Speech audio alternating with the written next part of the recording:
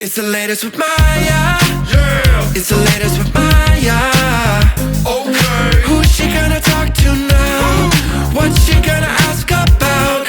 Hi, Ramon. Welcome to the latest with Maya. You've seen Ramón Rodriguez in Transformer, Revenge of the Fallen, Pelham 123, The One and Only Ivan, G20, and so much more. Ramon currently stars as Special Agent Will Trent in Will Trent, which is one of my favorite shows. Thank you so much for joining me. I'm so excited to be talking with you. I'm thrilled to be speaking with you, Maya. Thank you for having me on your show. It's a great honor. Thank you. I just want to say yeah, Will Trent I is just like one of my comfort shows. I've been rewatching it and you've been a dream interview of mine for so long. So thank Oh you. my gosh. Well, thank you for watching. And I mean, I have to say it's mutual. I've been seeing your interviews and seeing everything you're doing, and it's absolutely incredible. So, I feel equally sort of special being able to talk to you, knowing you're like a pro at this by now. So it's kind of incredible for me too. Oh, thank you so much. That means so much to me. It's So, true. oh, sorry. I I said didn't. it's true. Oh, thank you.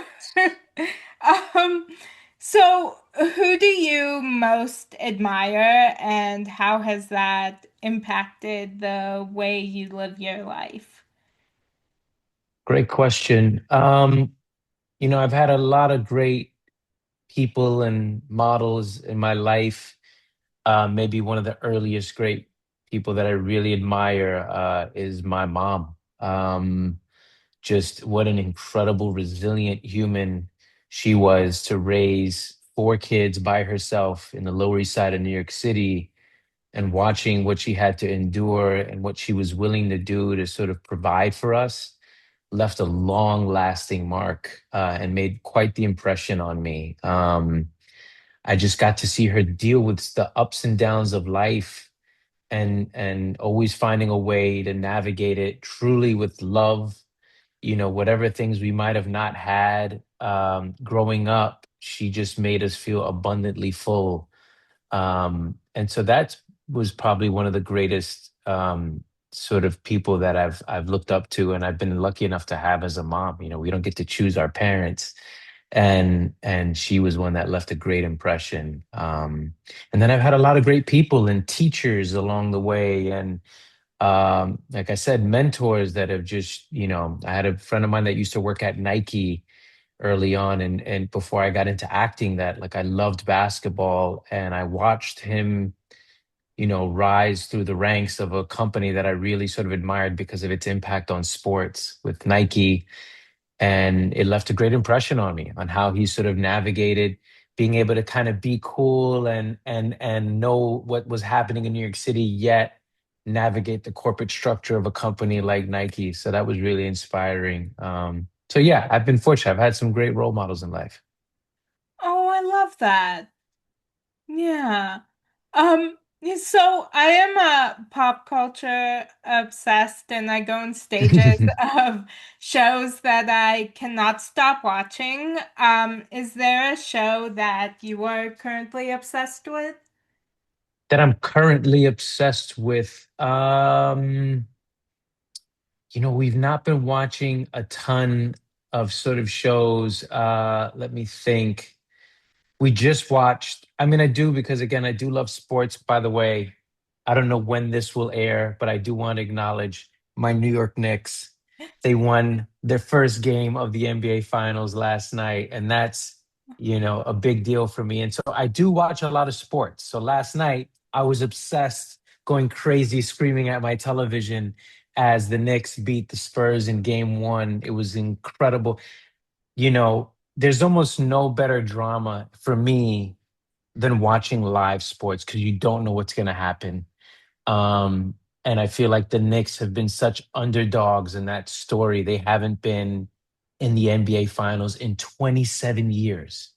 I used to work for the New York Knicks in the early 2000s as an intern, And so I've always had, and I've been a big fan of basketball. So I've got such love for the organization and the team and to see them back on this stage. So literally that's been what I've, in terms of pop culture, that's what I've been watching, every game, especially as we got to the playoffs and the conference finals. And now, again, the last time we were here was 1999. And so it's kind of it's a big deal for the city and for the sport, and obviously for all the fans that have endured a long time of not getting to this place. But in terms of sort of, I watched the other night, actually, I was watching a docu-series called Rafa on Rafael Nadal, the tennis player. Um, I did love, Stranger Things, and I'm excited to kind of see that. Yeah, so that's kind of been, but mostly I've been in this sports space with the NBA just because we're at this very exciting time with the team. Oh, I love that. Yeah. Yeah, as soon as the season finale of Will Trent aired, I went back and I'm rewatching it from the start now. So, Amazing. yeah, because I was very sad when the season ended. So that's what I'm currently binge watching Will Trent from the start. An emotional season. This was a heavy Yeah. one, Yeah. for Will. And so, but I love to hear that you're able to kind of go back and are willing to go back and watch it again and go through that journey again. So I'm pretty proud of what we were able to do this season. It was a real emotional roller coaster. Yeah, yeah, definitely. My mom and I watch it together, and yeah, there were episodes that we were both crying. Oh, trust me, I cried a lot too making those episodes. Mm, It was so emotional. yeah. We put Will, through a lot. I mean, I remember when we were first talking about the season, one of the kind of themes we talked about was Will unraveling, this character sort of having to deal with his past and things that have happened. And so we had that character Ulster come up a lot and really sort of trigger and push Will. But then obviously with what happened towards the end of the season, I mean, there was a lot of emotional threads to pull on. We had the Angie being pregnant story with Seth and how that impacted Will, and watching Will and Angie navigate their new friendship and that side of their relationship, and obviously with what happens to Amanda and how devastating that is for someone like Will. So we had a lot of really juicy things to sort of play with and get into. And so, I think for us, one of the things at least I really enjoy with the show is we get to do really emotional things that can really pull at your heart and maybe make you cry, but also, we like to have fun and make people laugh. And we think, that's a great balance that we're able to sort of execute on the show. It's just comedy and drama, and Will is just such a fun cat. I love this guy so much. I love playing him. He's just a blast. Oh, I love that. Yeah. Um, so if you had a warning label, what would yours say? Feed me. My warning label is really, it's funny you bring this up because I'm a person that gets hangry. If I don't eat, I can, and I don't get like abusive to anyone or anything. I get really quiet. And it's funny when I reach my limit of when I'm hungry, I need food. And I need it like immediately. And so that would be my warning label, to be honest. So I love that's a great question. I've never been asked that, but it's something that I talk about a lot where, people who don't know me or who've met me, and if we're out doing something, they'll know because I'll kind of say, I'll sort of throw up an orange, a signal of saying, okay, we should probably eat kind of soon. Cause then when I get to that point, there's just like, I go crazy. I'm like, I gotta eat. That's all I can think about. My stomach starts hurting. I mean, I have like physical reactions to not eating. And so I love food. And I love really good food. I love to cook.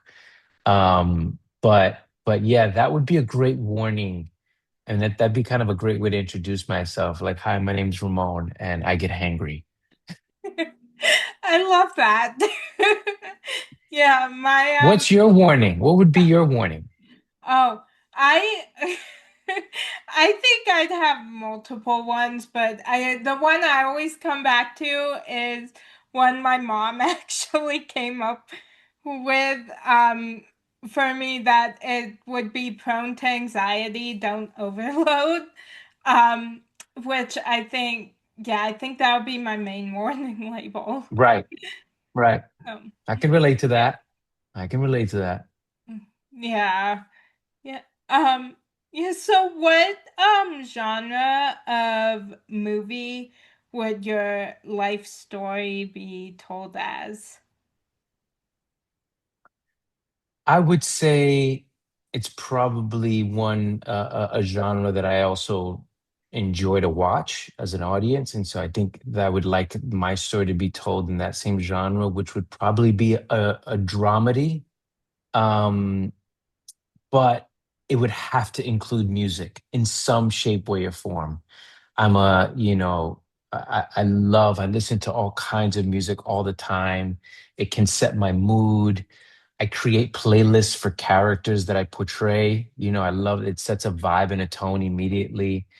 Um, and so, I actually did write a feature film loosely inspired by my childhood and father-son relationship, and it has a lot of dramedy aspects, and of course it has a music aspect. I was raised in a very musical household. My father's a composer and a salsa musician and singer, and so we always had, and I mean, it's also such a part of our culture. Being from Puerto Rico, my family's from Puerto Rico, they migrated to the United States, and with that they brought this incredible rich music and sound from the island. And so I love having music on and playing, and that would have to be a big fabric of my story. Oh, I love that. Yeah. I Do am. you have, are you a fan of all kinds of music? Do you have a I specific am. type that you enjoy? Yeah, I mean, I listen to a lot of, I like, things from every genre, but I listen to a lot of of pop, and then I have certain Broadway soundtracks I'm obsessed with, so I have those on too. So, Favorite Broadway? oh, there's so many, but I'm really obsessed with Spring Awakening. Yes. Yes. Yeah, that's one Love of my that. favorites. That's fantastic. Thank you. Yeah, I remember it was during COVID that I discovered the official Broadway soundtrack because I knew of the musical from this show called Rise that was on several years Sure. ago that I was Hmm. obsessed with. And so I always listened to their versions. And then during COVID, I found the original soundtrack, and then it was like 6 months I had that on nonstop, and it started to drive my mom and my sister a little bit nuts, but yeah, it was like And six I months. hope you sing along. Yes, I do. Yes, that's important. That's important. Yes. Yeah. Yeah. I can't sing, but I always sing along to songs. It doesn't matter. It's part of the experience. You got to Yeah. let it out. And when you feel Yeah. that, you got to sort of really be able to put it out. I'm the same way. I'm not Yeah. a singer by any means, but boy, when I'm home and I got my music playing, you can't tell me I don't sing. Yeah. I love that. And Yeah. it's great to go back to the originals because it also like not only reintroduces it, but it can also make you appreciate, the newer versions of it of what they're doing. But I love that, by the way, in any kind of music. If you either hear a remake or you hear a sample of something and you go back to hear where that sample came from, I always like, I had a friend that was a DJ that would always play the originals of sort of current pop songs or samples that were used in current music. And they would do only like a mix of all the originals. And it's just great. It's also like paying homage to the people that created that sound. Yeah. Oh, I love Yeah. that. Yeah. Do you have a favorite Broadway soundtrack? I don't, but I love, it's funny. I like some Broadway musicals. I don't love all of them. Yeah. Um, and but when I love them, I'm like, oh my gosh, like it's amazing. I remember when Hamilton came out, I was like, oh, this is just fantastic. I remember when I saw In the Heights for the first time. I was like, this is, so I'm a fan of Lin-Manuel, obviously, and love what he's done. I've yet to see some of the great ones that are out now. I haven't been in New York in a little bit, so I'm really excited to get to see those. But I also love a lot of the classics, to be honest. So those would be some of the ones I'll go back to sometimes and listen to every once in a while. Yeah. Oh, I love that.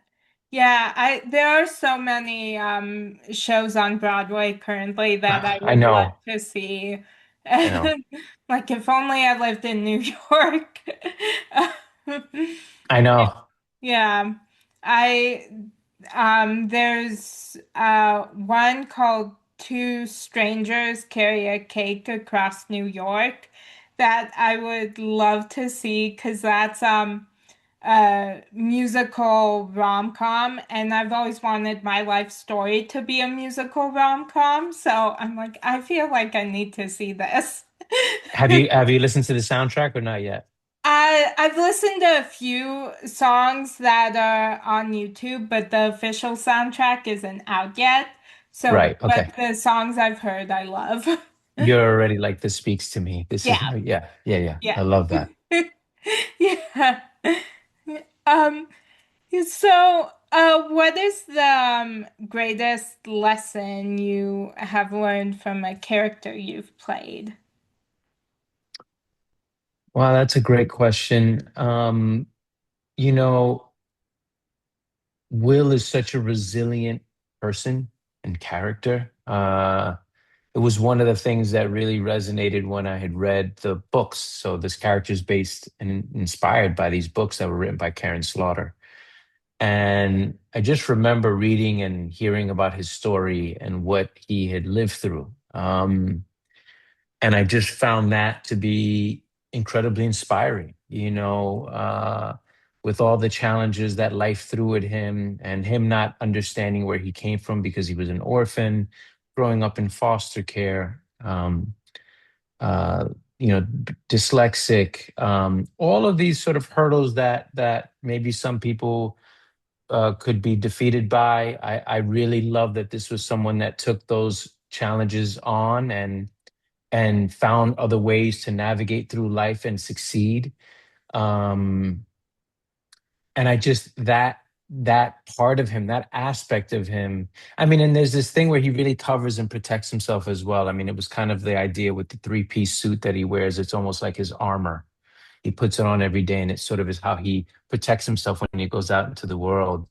But I just I love that aspect of, and I think there's a part of that that I could, that connected with me and that I could relate to of just, it's also like when I talk about the Knicks and I love an underdog story. I think a lot of people do. We love to root for that underdog. And I think Will in some ways is maybe could be considered an underdog, considering what he's had to live through and he's got the physical scars and the emotional scars to show for it. And yet he continues moving forward. And it just is, I'm always fascinated by people's story because I feel like it impacts so much of who they are in present day and potentially maybe even in their future. And it doesn't mean that it's cemented in any way that because you went through something that this means, you have to be a certain way. But it is informing. And I think, Will is informed by what happened. But I do love that he's not dictated. It's not dictated that he must, he's found a way to navigate and he's open to learning and trying new things at times, even though it's difficult. And even connecting and learning about himself. I loved when he began to want to learn Spanish because he understood that that was a connection to his mom that he discovered was from Puerto Rico. That was not in the books. That was something that, the writers and I talked about. And would it be interesting if we began to explore his identity? Because I imagine someone that didn't know where their mom and dad came from, that would be a big question of like, well, who am I and where, who are those people and what does that mean? Who am I? It's a huge question. And so when he did begin, we decided to explore his mom and where she came from, and that then allowed us to watch this person go on a journey of trying to discover who they are. And I love that. So, I would say his resilience and his willingness to keep pushing and moving forward in life. Oh, I love that. Yeah. Um, so is there someone who, without fail, always makes you laugh? Yes, there is. Yeah.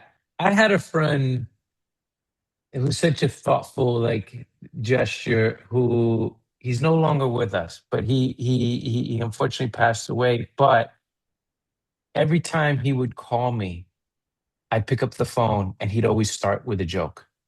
That was his thing. Always, without fail. And we talked often. And the fact that he always, like, his goal was obviously to share some joy and to make me smile or laugh, I thought was such a great gift from him to me.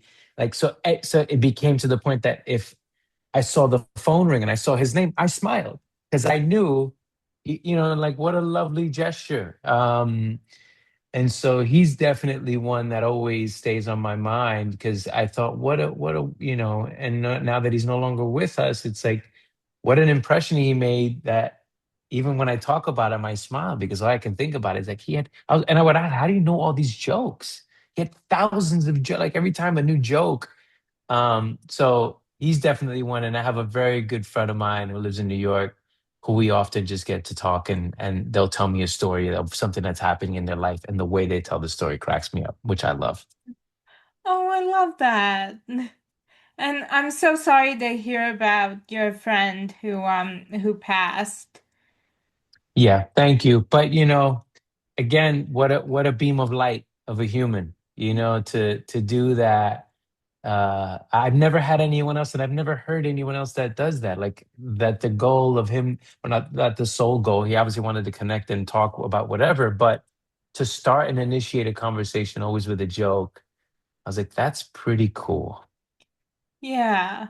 Yeah, I love that. Yeah. Um, what small things bring you joy on a daily basis?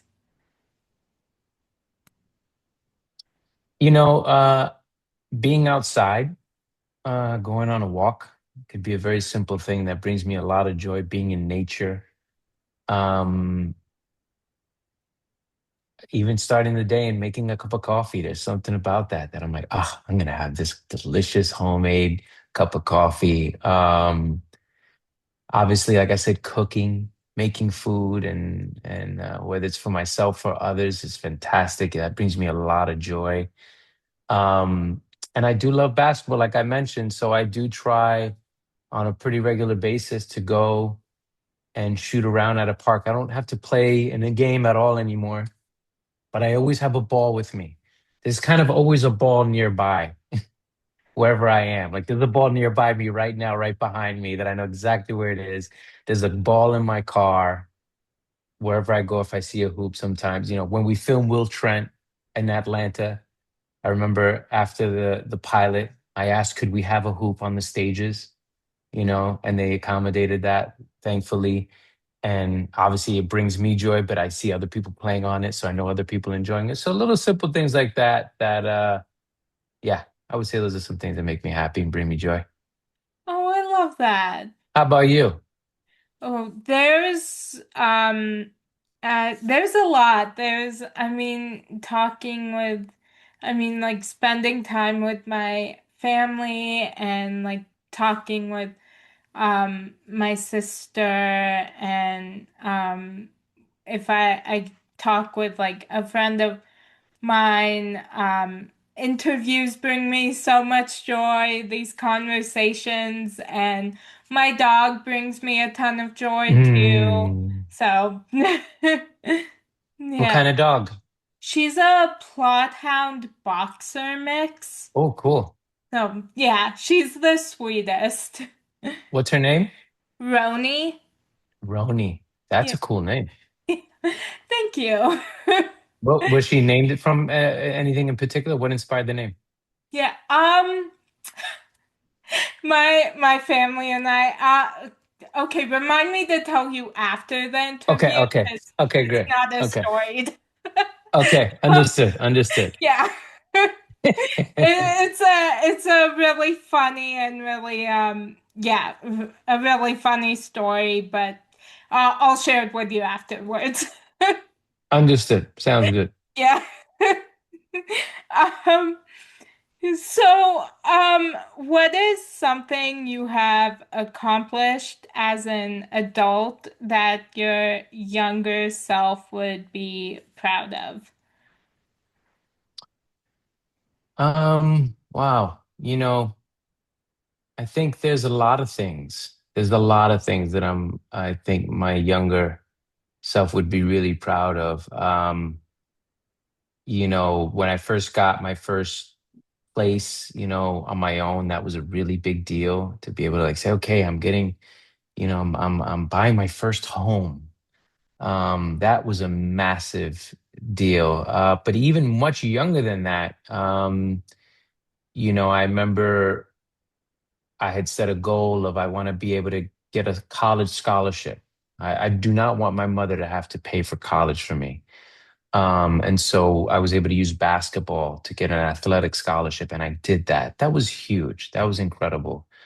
I mean, I think, being able to kind of achieve things that I've set my mind to, whether it's been sports related, art related as acting, I think directing, which I've been able to do now, and I've directed episodes of Will Trent. That's something that was like I would never believe as a young boy. I think I didn't even have those dreams, which is really interesting. I wasn't like a child actor that wanted to do this. Actually, my dreams were definitely more about sports.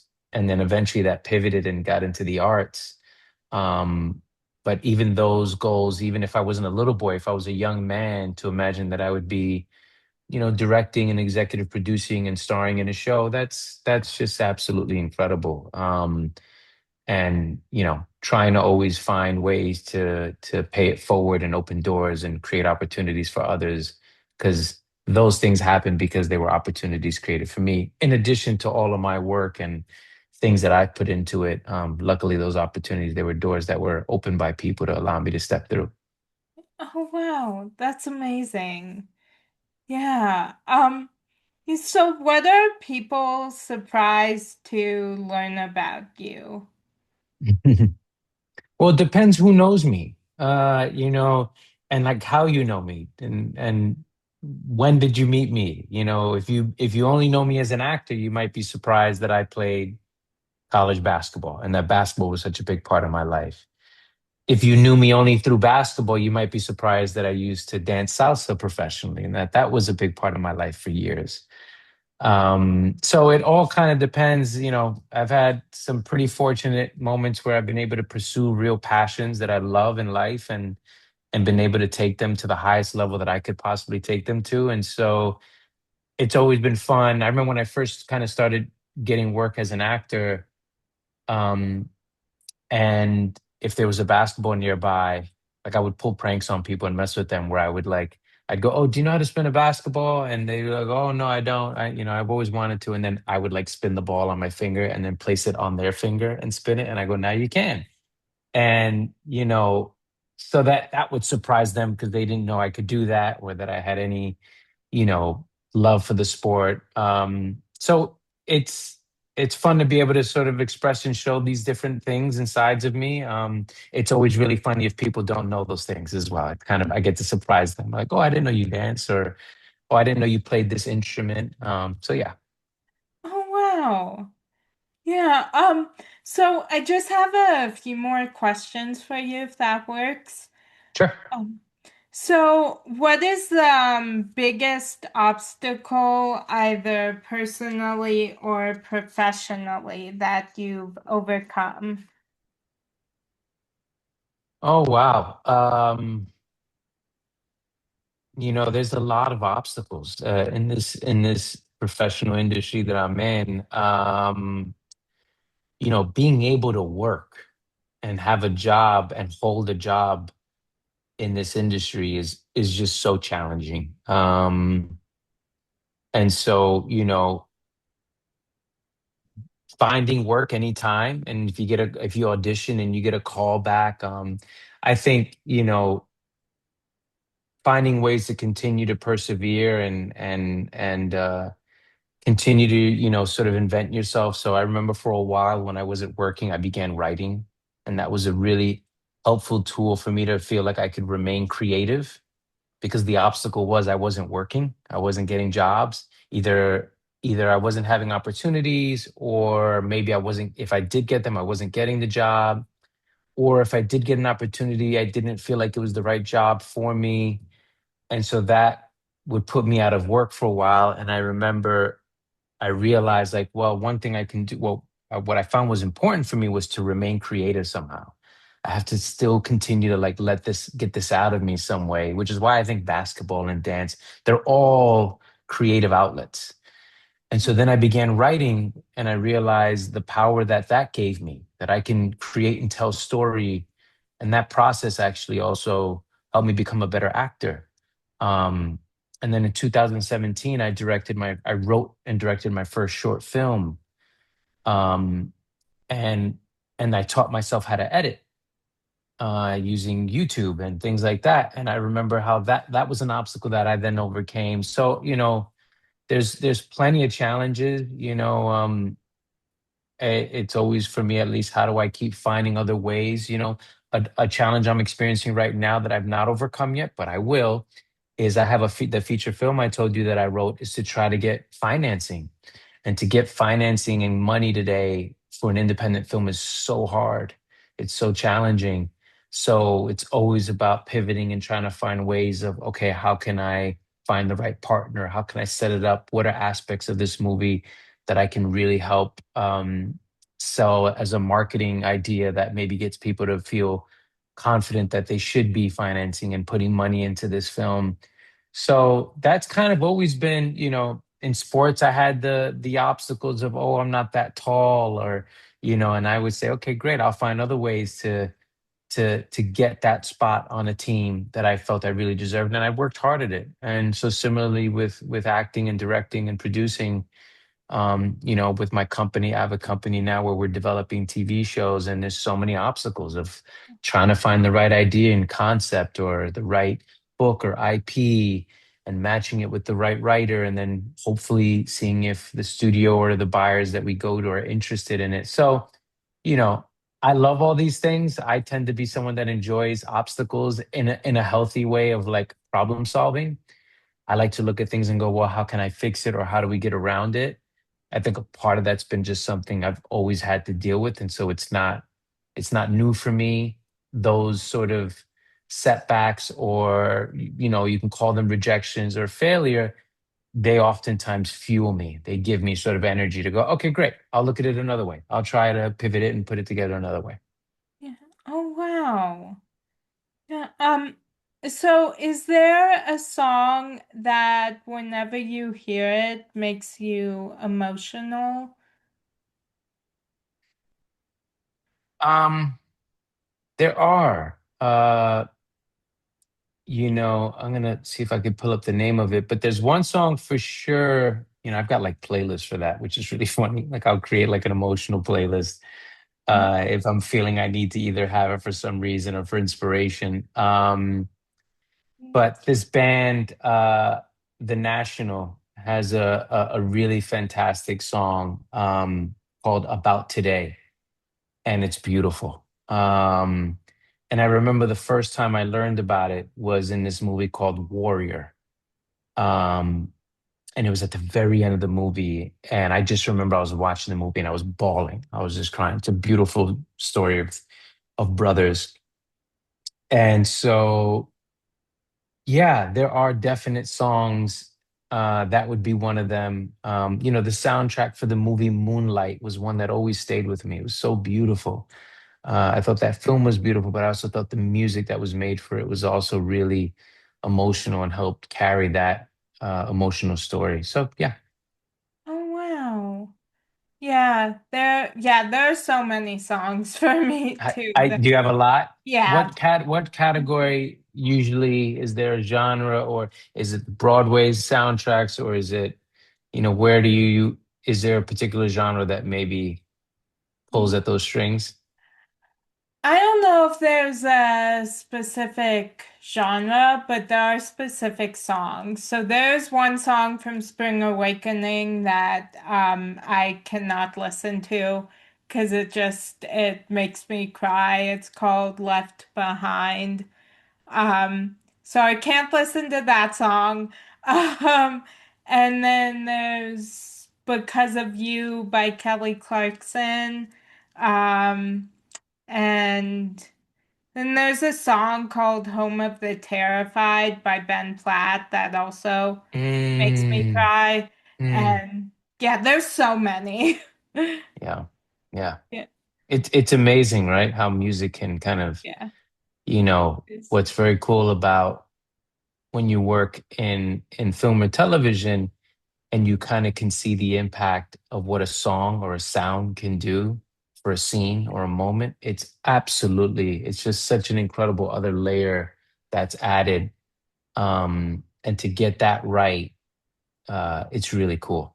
Yeah, absolutely. Yeah, there's also one of my favorite movie soundtracks is for it's the movie Words on Bathroom Walls, which is Hmm. one of my favorites, and there's a song called If Walls Could Talk, that one also is Gets you. yeah. Yeah. So yeah, there's so many that Yeah, music is just so powerful. I know. I know. I know. It's Yeah. amazing. Yeah, it is. Yeah, so my final question for you is today, what are you most grateful for? Uh, I we often say, in the family and just in general, just being here, being alive, being present, being able to be here right now, speaking with you.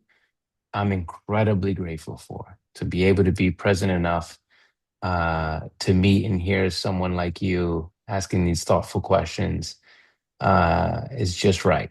I'm incredibly grateful for that. Mhm.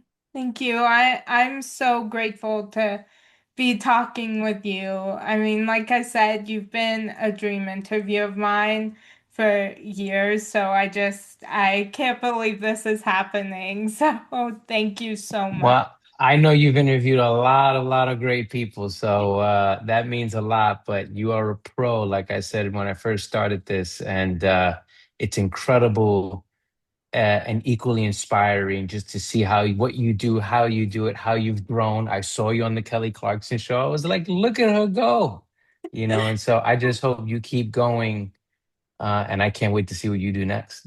Oh, thank you so much. That means the world to me. And I cannot thank you enough for joining me. And I've had the best time talking with you. And I hope you have a great rest of your day. Thank you, Maya. Lovely getting to know you. Appreciate you so much. Thank you. And that's a wrap on today's edition of The Latest with Maya. Latest with Maya. Yeah. It's the latest.